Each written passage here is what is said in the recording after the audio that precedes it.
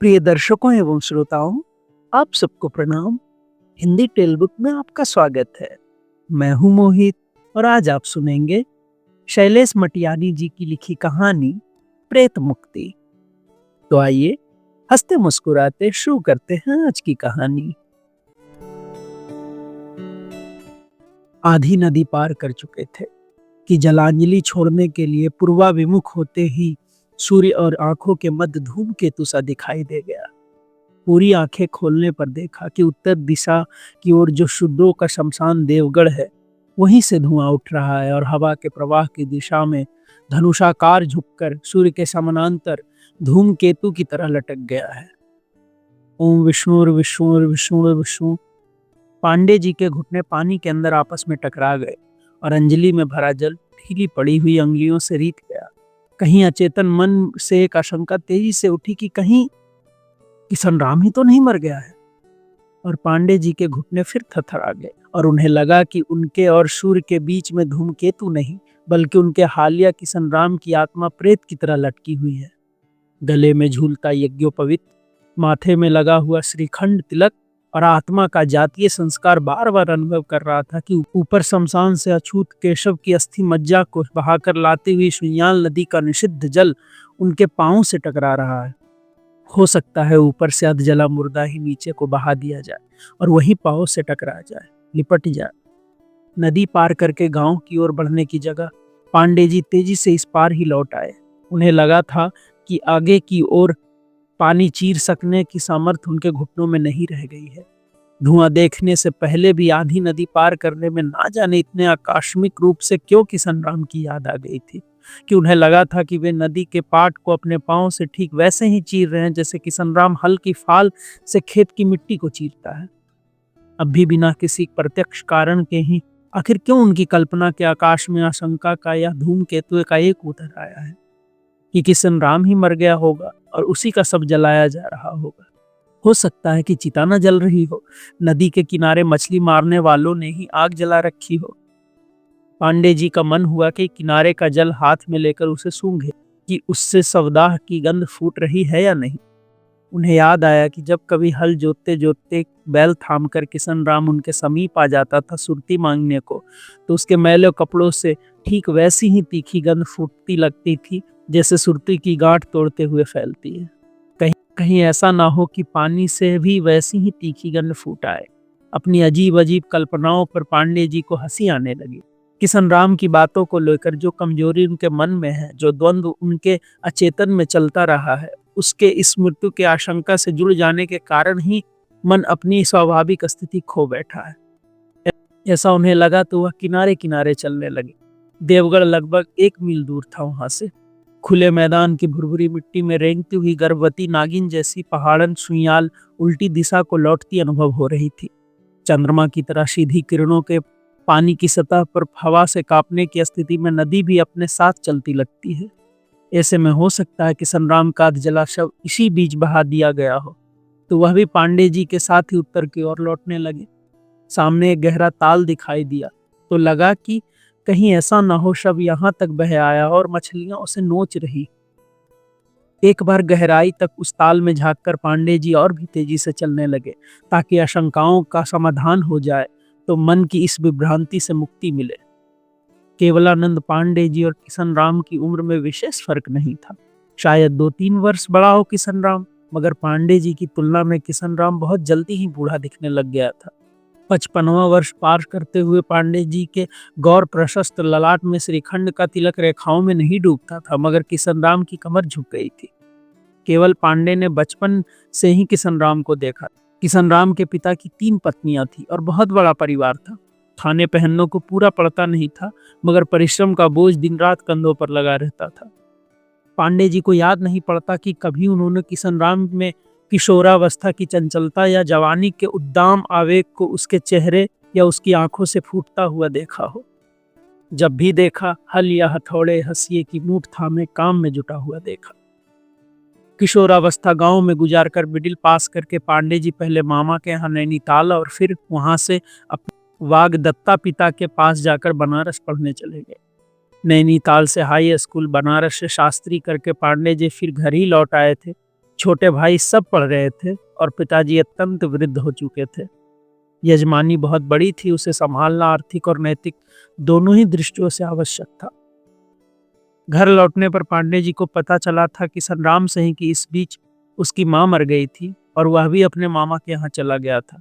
मामा लोहार था, मगर किसनराम सिर्फ किसानियां ओढ़गिरी जानता था और गरम लोहा पीटते में अपने दाएं हाथ की उंगलियां पिटवा बैठा था। हाथ बेकार हो गया था तो मामा ने भी दुरा दिया था और वहां से पत्नी को लिए लिए ससुराल चला गया। तो ससुर सालों ने भी उसकी घरवाली को तो रोक लिया और उसे विदा कर दिया। दाएं हाथ की 3 उंगलियां गिर गई थी। शेष 2 से सोटा और बाएं हाथ से हल्की मूठ पकड़कर बैलों को ऊंची हाक लगाते हुए किसनराम की आवाज पांडे जी ने गांव की सीमा में पहुंचते ही सुनी थी।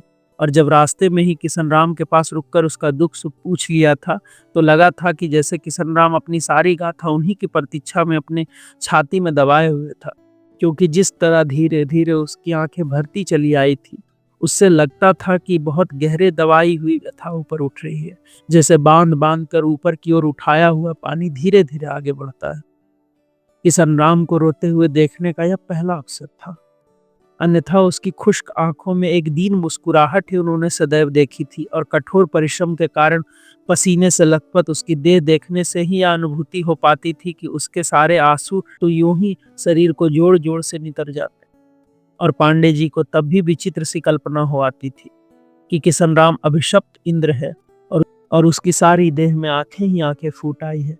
पसीना भी कुछ इतने जतन से पोंछता था कि लगता था गालों पर से नितरते हुए आंसू पोंछ रहा है, और एकटक उसकी ओर देखते रहने पर मुंह में खारा खारा स्वाद उभरने लगता था। लेकिन तब तक सुरती की गांठ तोड़ने जैसी तीखी गंध उसके कपड़ों से नहीं आती थी। बनारस से लौट आने के बाद केवल पांडे जी ने देखा था कि उम्र में बड़ा होने पर भी उसके गौर बलिष्ठ और खुले हुए शरीर की तुलना में किसनराम ऐसा लगता था जैसे इतने वर्षों के बीच प्रकृति ने उस लोहे को गर्म करके उसके दुर्भाग्य के चोटों से पीट पीट कर थोड़ा बहुत फैला दिया है बस। पांडे जी को बार बार वह अनोखा दृश्य याद आता था जब 14 वर्ष की उम्र में ही शादी हो जाने के बाद किसनराम दुर्गुन के लिए अपनी पत्नी को उसके मायके ले जा रहा था और वह मिडिल स्कूल से लौट रहे थे। छोटी सी ठिगनी सावनी लड़की बीड़ी पीते हुए उसके पीछे पीछे चली जा रही थी। जब किसनराम ने महाराज कहकर पांडे जी को प्रणाम किया था तो उसने बड़ी जल्दी में बीड़ी को अपनी हथेली में ही घिस लिया था और फिर रो पड़ी थी। पांडे जी को हंसी आ गई थी, किसनराम भी हंस पड़ा था। गुसाई, हमारे कौम में तो सारे कर्मकांड बचपन में ही सीख लेती है छोरियां। और आखिर शर्माते शर्माते पूछने लगा था कि शास्त्रों के अनुसार किस उम्र तक आपस में प्यार करना निषिद्ध है। शास्त्र, इस शब्द का उच्चारण करने में किसनराम का कंठ कुछ थरथरा गया था। पांडे जी बचपन से ही तीव्र बुद्धि, समझ गए कि किन्हीं सयानों की बात को गांठ बांधे हुए। किसनराम के भोले निश्चल स्वभाव के प्रति उन्होंने शुरू से आत्मीयता सी थी और कहते कहते उस दिन उन्होंने भी किसनराम की घरवाली को देख लिया था कि अरे यार किसनराम, अभी तो खुद मैंने ही कोई शास्त्र नहीं पढ़ा है। पिताजी काशी भेजने वाले हैं, संस्कृत पढ़ 10-12 वर्ष लौटने पर तुझे बताऊंगा कि शास्त्रों में क्या लिखा है। कई वर्षों बाद एक बार छुट्टियों से घर लौटे थे कुछ दिनों को, तो उन्होंने किसनराम से पूछा था कि किसन, कोई संतान हुई या नहीं। और किसनराम के उत्तर से उन्हें लगा था कि जैसे वह उसी दिन की प्रतीक्षा में है अभी, जबकि पांडे जी उसे शास्त्रों में लिखा उत्तर बताएंगे। काशी से शास्त्री करके लौटने के बाद भी उनका मन वही प्रश्न पूछने को हो रहा था कि किसनराम की दुखांत गाथा से मन भर आया था और उन्होंने अनुभव किया था कि इस अध जले प्यार को अपनी हथेली में घिस लेने की जगह किसनराम की घरवाली उसके कलेजे के साथ घिसकर उसे बुझा दिया था। और उन्हें लगा था कि किसनराम के प्रति उसकी इस संवेदनशील कल्पना पर उसकी घरवाली उस दिन की तरह रो नहीं रही बल्कि खिलखिला रही है। बचपन बीतते बीतते शादी हो गई थी और जवान होते होते संबंध टूट गया था। उन दिनों में किसनराम अकेला ही रहता था। उसके पिता के मना करने के बावजूद पांडे जी के पिताजी ने किसनराम को ही अपना हलिया रख लिया था। हलिया रख लेने के बाद खुद उन्होंने तथा पांडे जी की मां ने किसनराम से कहा था कि किसनराम, पहली तो डाल पर बैठी हुई जैसी फूल उड़ गई, अब तू उसके लिए क्यों जोग धारण कर रहा है। अरे तू ब्याह कर लेता तो हमारी खेती भी कुछ और ज्यादा संभलती। बिना जोड़ी का बैल तक नहीं खिलता, अरे तू तो हलिया है। नहीं करता दूसरा ब्याह तो पहली को ही लौटा ला। किशन राम जानता था कि एक तो बिन घरवाली का हदिया वैसे ही पूरा श्रम नहीं कर पाता गुसाइयों के खेत में, उस पर उसका दायां हाथ पूरा नहीं लगता है। उसने एक दिन हाथ जोड़कर अपनी अनुपयोगिता को स्वीकार कर लिया था और अपने सौतेले भाइयों में से किसी को रख लेने को कह दिया था। वह रानीजू, मैं अभागा तो हाथ से झड़ी लोथ ही नहीं लौटा पाया, कलेजे की झड़ी हुई लोथ को कैसे लौटा पाऊंगा। और उन दिनों गांव भर में यह बात फैल गई थी कि सयानी औरत का माँ का मन भी कैसा कोमल होता है। खुद कुसुमावती बहुरानी जी ने ही अपने हाथों से किशन राम के आंसू पोंछ दिए थे। केवल पांडे जी के पूछने पर ही कुसुमावती बहुरानी जी की आंखें फिर से गीली हो आई थी। बोली थी, हिया हिया, सभी का तो एक होता है, केवल मैंने आंसू पूछे तो मेरे पाँव की पास की मिट्टी उठाकर कपाल से लगाते हुए बोला, बहुरानी जी, पारसमणि ने लोहे का तसला छू दिया है, मेरे जन्म जन्म के पापों का तारण हो गया। शूद्र कुल में जन्मा है, मगर बड़ा मोह बड़ा बैराग्य है किसनिया छोरे में। पांडे जी भी अनुभव कर रहे थे कि कहीं पहली पत्नी के प्रति किशन राम में बहुत बड़ा मोह था और इसलिए इतना गहरा विराग भी है। मगर उन दिनों हफ्ते हफ्ते किशन राम अपने कपड़े भी धो लेता था, भोजन भी नित्य समय पर कर लेता था। खेतों में काम होता तो पांडे जी के घर से ही रोटियां जाती थी और विनम्रता पूर्वक किशन राम केवल पांडे जी की पत्नी से कह देता था, बहुरानी जी, रोटियां मुझे टाइम से ही देना। एक दिन खेत जोतने से निबटकर किशन राम सुइयाल के किनारे कपड़े धो रहा था। लंगोटी पहनकर शेष कपड़े सूखने डाल रखे थे। यजमानी से लौटते हुए पांडे जी आए थे तो उनके नदी पार करते समय पानी से अलग हट गया था कि उसके पांव का छुआ जल उन्हें ना लगे। पांडे जी ने यजमानी में मिली हुई मिठाई में से कुछ मिठाई उसे दे दी और कहा था, किशन, अच्छा नहीं किया भवानी ने, नहीं तो तुझे अपने हाथों से खाना पकाने और कपड़ा धोने से मुक्ति मिलती। किशन राम के हाथ जुड़ाए थे और होठों पर हल्की सी हंसी। महाराज, जिस दिन बड़ी बहुरानी की सोनों की छड़ी जैसी उंगलियां की ममता पाली मेरी आंखों ने, उस दिन से मेरे कलेजे के जलन को कुछ मुक्ति मिल गई है, इतना ही बहुत है। और यूं ही वर्षों बीत गए। धीरे धीरे किशन राम की कमर भी झुकने लगी थी, मगर उसने हल नहीं छोड़ा था और जब तक वह हल नहीं छोड़े तब तक हलिया ना बदला जाए। केवल पांडे इसका निर्णय कर चुके थे। जरूरत पड़ने पर रोजाना मजदूरी देकर खेत जुतवा लिए जाते थे, मगर किशन राम को कोई नहीं टोकता था। केवल पांडे जी की पत्नी चंद्रा बहुरानी भी अपनी सास की ही सी सहानुभूति उसके प्रति रखती थी और कभी कभी किशन राम कह देता था कि बड़ी बहुरानी जी की तो देह ही देह गई है, आत्मा तो छोटी बहुरानी जी में समा गई है। और ऐसा कहने के बाद बहुधा वह पांडे जी से आत्मा के संबंध में तरह तरह के प्रश्न पूछने लगता था कि महाराज, शास्त्रों में तो आत्मा परमात्मा के ही मंत्र लिखे हुए रहते हैं ना, आपके चरणों का सेवक ठहरा, दो चार मंत्र मेरे अपवित्र कानों में भी पड़ जाए तो मेरी आत्मा का मैल भी छट जाए। क्या करूं गुसाई, घास खाने वाले पशु बैल नहीं हुए, अनाज खाने वाला किशन राम ही हो गया। महाराज, मरने के बाद आत्मा कहीं परलोक को चली जाती है या इसी लोक में भटकती रह जाती है? 84 लाख योनियों से भी इतर एक योनि और प्रेतात्मा योनि होती है। यह जानने के बाद किशन राम और भी अधिक जिज्ञासु हो गया था कि आत्मा की इच्छा ना होने पर भी क्या देह मात्र की इच्छा से भी प्रेत योनि मिल सकती है? जब यजमानी में नहीं जाना होता था तो पांडे जी खेतों में चले जाते थे। उन्हें इस बात का बोध भी था कि जब चंद्रा बहुरानी खेतों में होती है तो किशन राम एकदम दत्तचित्त होकर काम करता रहता है, मगर जब पांडे जी खुद होते हैं तो बार बार सुर्ती मांगने के बहाने उससे तरह तरह की बातें पूछने लगता है। फिर भी पांडे जी किशन राम के प्रति कठोर नहीं हो पाते थे। जैसी बहकी बातें वह इन दिनों करता था, उससे लगता था कि किशन राम की चेतनाएं बहुत जल्दी जल्दी अंतर्मुखी होती जा रही। उसकी खुश्क आंखें इतनी धंस गई थी अंदर की, मरने के बाद तालाब में डूबी हुई मछली जैसी कोई चीज उसमें चमकने लगती थी और पांडे जी को लगने लगता था कि यह उसकी मृत्यु का पूर्वाभास है। औरत संतानहीन लोगों की इस लोक से मुक्ति नहीं हो पाती है और वे रात रात भर मशाले हाथों में लिए अपनी पत्नी और संतति खोजने की तृष्णा लिए कायाहीन प्रेत रूप में भटकते रहते हैं। ऐसा कभी पांडे जी ने ही उसे बताया था। साथ ही यह भी बताया था कि उच्च जाति के लोग जो प्रेत योनि में ज्यादा नहीं जाते हैं, औरत संतति से वंचित रहने पर भी, उसका कारण यह है कि उनकी सद्गति शास्त्रोक्त पद्धति से हो जाती है। और यह सब कुछ जानने के बाद से किशन राम निरंतर उससे तरह तरह के प्रश्न पूछता रहता था। अभी कुछ ही दिन पहले उसने फिर पूछा था कि खुद प्रेत योनि से भटका जाए या कि जिस पर तृष्णा रह गई हो उस पर प्रेत रूप से छाया जाए, तो इससे मुक्ति का उपाय क्या है? बहुत गहराई से पूछने पर किशन राम कुछ खुला था। महाराज, आप तो मेरे इष्ट देवता सरीखे ठहरे, आपसे क्या छिपाना। इधर शरीर बहुत कमजोर हो चला है, समय से खा नहीं पाता हूँ, बात पित्त बढ़ गया है, ठीक से आंख नहीं लग पाती और नहाने कपड़े धोने की शक्ति अब रही नहीं गुसाई जी। और जब जब भूख से पेट जलता है, जब जब खांसी और चड़क से देह फूटने को हो आती है और इधर उधर झांकने पर सिर्फ अपनी ही दुर्गंध, अपनी ही प्रेत जैसी छाया घेरने लगती है, तो पापी चित्त बस में नहीं रहता गुसाई जी। जिसे जवानी के दिनों में कभी गाली नहीं दी, उसे अब मरते समय ना जाने कैसी कैसी भयंकर और पलीत गालियां बकने लग जाता हूँ। आत्मा फांसी के फंदे पर लटकी हुई धिक्कारती रहती है कि किशन राम, अब मसान धार की तरफ जाते हुए अपनी घरवाली को राण पतर मत कह रे कसाई।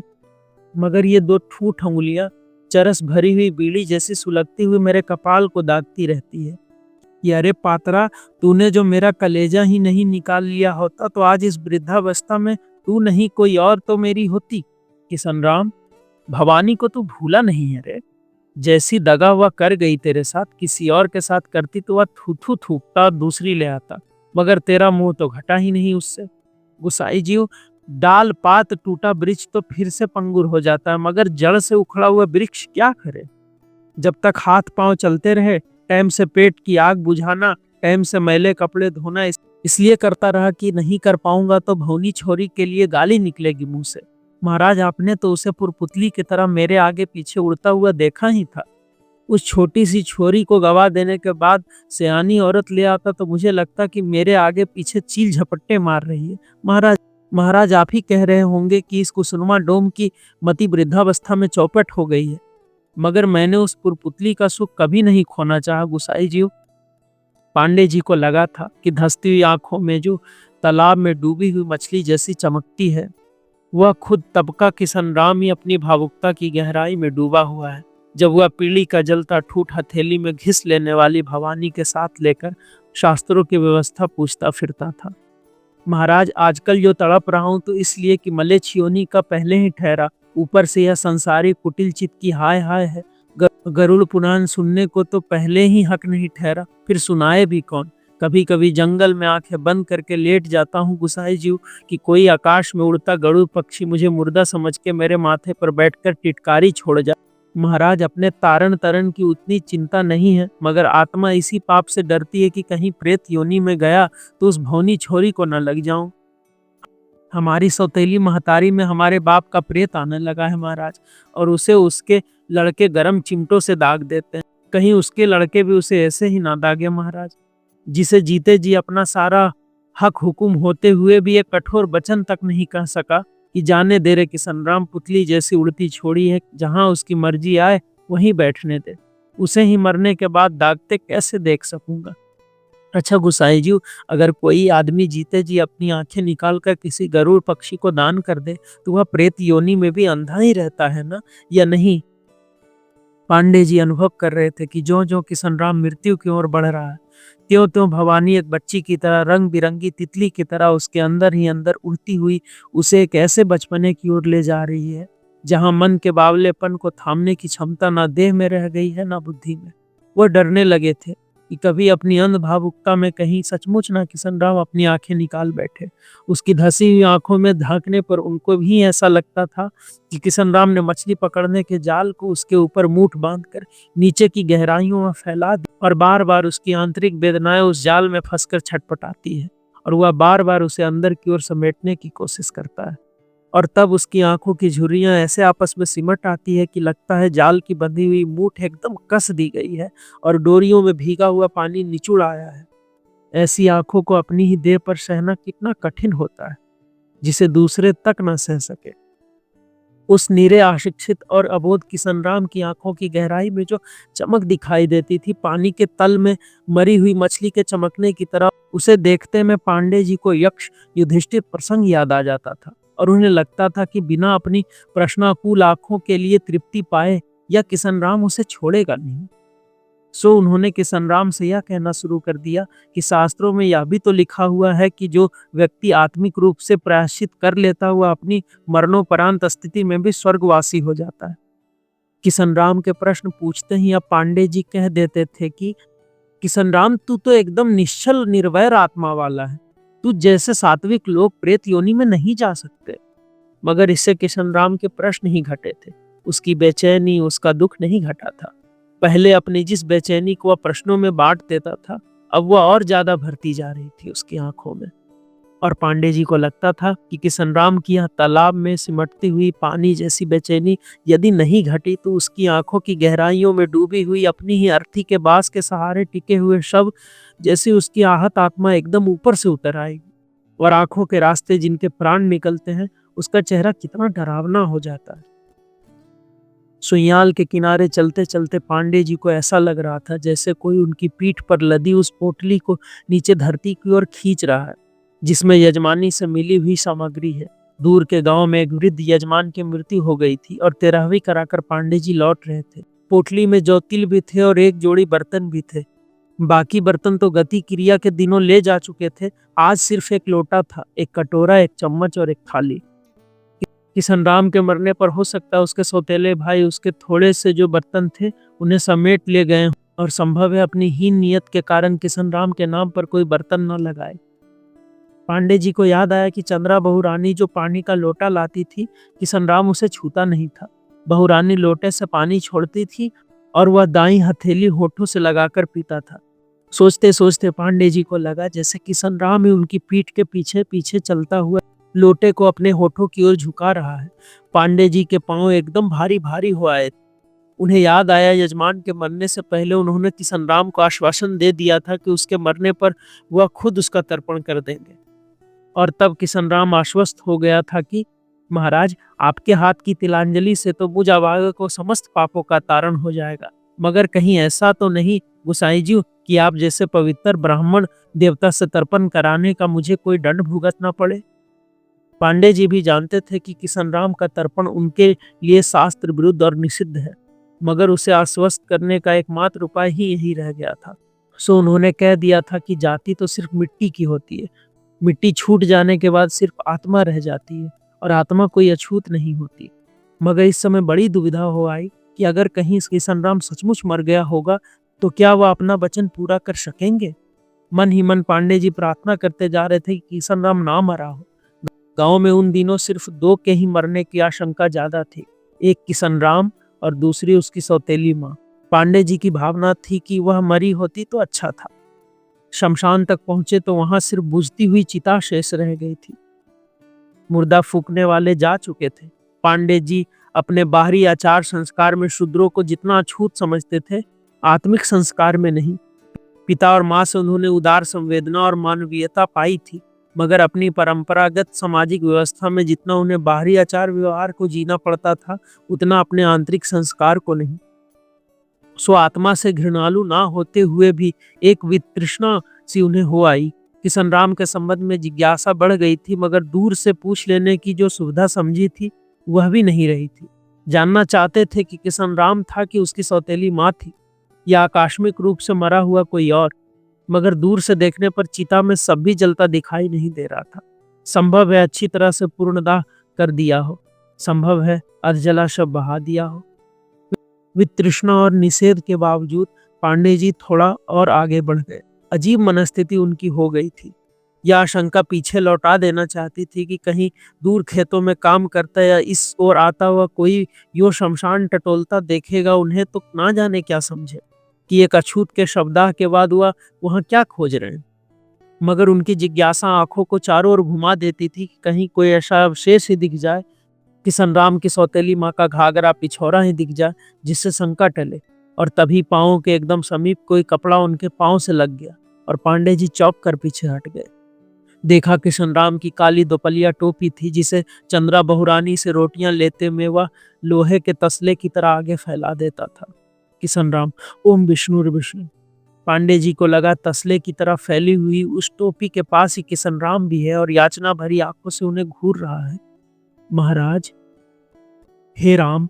व्यथा से पांडे जी की आंखें गीली हो आई। आशंका के प्रमाण सिद्ध हो जाने से पांव अपने आप एकदम हल्के हो आए थे और पांडे जी पीछे लौट आए। गांव की ओर जाने वाली सड़क पकड़ने पर थोड़ी दूर और सुइयाल के किनारे किनारे ही चलना था, मगर शमशान भूमि से जरा ऊपर पहुंचते ही फिर पांव भारी पड़ने लगा कि संग्राम पीछे छूट गया है और टोपी फैलाए हुए। आखिर क्या मांगना चाहता रहा होगा कि संग्राम अपने अंतिम क्षणों में? सिर्फ यही कि उसकी प्रेत मुक्ति हो जाए। शायद मरते समय किसी से कह भी गया हो कि उन्हें इस बात की याद दिला दी जाए कि उन्होंने उसका तर्पण करने का आश्वासन दे रखा है। अंतिम दिनों में अपनी मुक्ति की जो आश्वस्ति किशन राम की आंखों में आ गई थी, कहीं ऐसा ना हो उसकी मरणोत्तर आत्मा यही खोजती फिर रही हो कि पांडे जी उसका तर्पण करते भी है या नहीं। पांडे जी अनुभव कर रहे थे कि संग्राम उनको पीछे लौटा लेना चाहता है और उससे मुक्ति का एकमात्र उपाय यही है कि उसका तर्पण कर दिया जाए। अपने मन की तमाम दुविधाओं से मुक्ति का यही मार्ग शेष था, मगर जाति बिरादरी के लोगों की जानकारी में तो कुछ भी करना संभव नहीं। यहाँ इस सुइयाल घाटी के एकांत में सिर्फ वही ईश्वर साक्षी रहेगा जिसके लिए मनुष्य सब एक है। मगर एकदम शमशान के समीप ही तर्पण करने से कोई आता जाता प्रश्नवाचक आंखों से घूरने लगेगा और कोई कहीं अफवाह ही ना फैलावे कि पैसे के लोभी ब्राह्मण अब चोरी चोरी से शूद्रों का पौरोहित्य भी निभाने लग गए हैं। थोड़े ही ऊपर एक पतली धारा सुइयाल से मिल रही थी। पांडे जी आगे बढ़े और संगम के पास एक ऊंची शिला पर पोटली रख।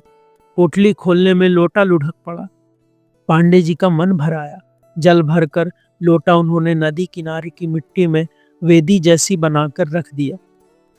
जिंदगी भर तो यजमानों की हथेली से दान ही ग्रहण किया है, आज थोड़ा सा दान अपने सेवक के नाम पर स्वयं ही क्यों न कर ले। मन के उदार होते होते पांडे जी यह भी भूल गए कि वह एक शूद्र का तर्पण कर रहे हैं। थाली, गिलास और कटोरा भी उन्होंने निकाल ली। थाली में जौ तिल डाल दी, थोड़ा सा कुछ भी बीन लाए और सारी सामग्री ठीक कर लेने के बाद पहली तिलांजलि देने के लिए किशन राम प्रेम प्रेतार्थ कहते कहते उनका मन हो आया कि शमशान के पास पड़ी हुई किशन राम की टोपी उठा लाए और उसी में जौ तिल छोड़ दे।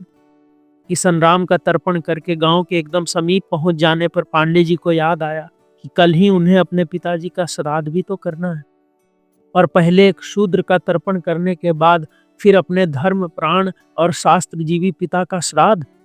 पांडे जी ने अपने हाथों की ओर देखा, लगा हाथ अशुद्ध हो गए हैं। उद्विग्न होकर अपने मुंह पर अंगुलियां फिराई तो सुरती तोड़ने की जैसी तीखी गंध अनुभव हुई। पांडे जी सोच रहे थे कि यूं चोरी चोरी शूद्र का तर्पण करने के बाद बिना घरवा कुछ सुने उन्हें पिताश्री का श्राद्ध कदापि नहीं करना चाहिए। स्वर्गस्थ पितर के प्रति यह छल अनिष्टकर ही होगा। पांडे जी जानते थे कि अछूतों के प्रति तमाम मानवीय उदारताओं के बावजूद जातीय संस्कार की एकांत निष्ठा और कट्टरता उनके पिता में थी। जिसने जीवन भर शास्त्र विरुद्ध कोई कर्म नहीं किया, उसी का श्राद्ध अशुद्ध हाथों से कैसे किया जा सकता है।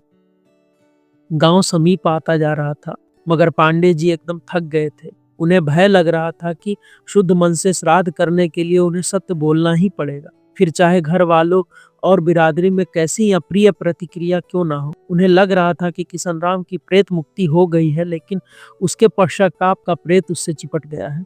किशन राम की याद आने पर माथे का पसीना पोंछते हुए उन्होंने पुनः शमशान की दिशा की ओर आंख उठाई तो इस बार उन्हें लगा कि अस्ताचलगामी सूर्य और उनके बीच में इस समय उनका अपना ही प्रेत लटका हुआ है।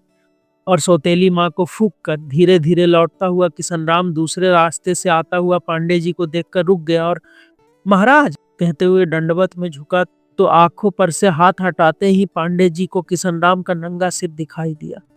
बीच सिर में जहां पर बाल नहीं रह गए थे, पसीने के बूंदे ठीक ऐसे ही चमक रही थी जैसे जौ तिल थाली की पानी बूंदे पर बिखरी हुई।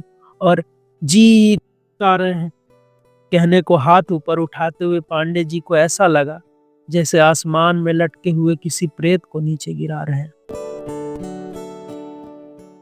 अभी आप सुन रहे थे शैलेश मटियानी जी द्वारा लिखी ये कहानी प्रेत मुक्ति। आपको ये कहानी कैसे लगी यह हमें कमेंट में बताएं और यह भी बता सकते हैं कि हम और कौन सी कहानी लाएं जिसे आप सुनना चाहते हैं। हम कमेंट में आपके सुझावों का इंतजार करेंगे। हम जल्द ही लौटेंगे एक नई कहानी के साथ। तब तक के लिए धन्यवाद।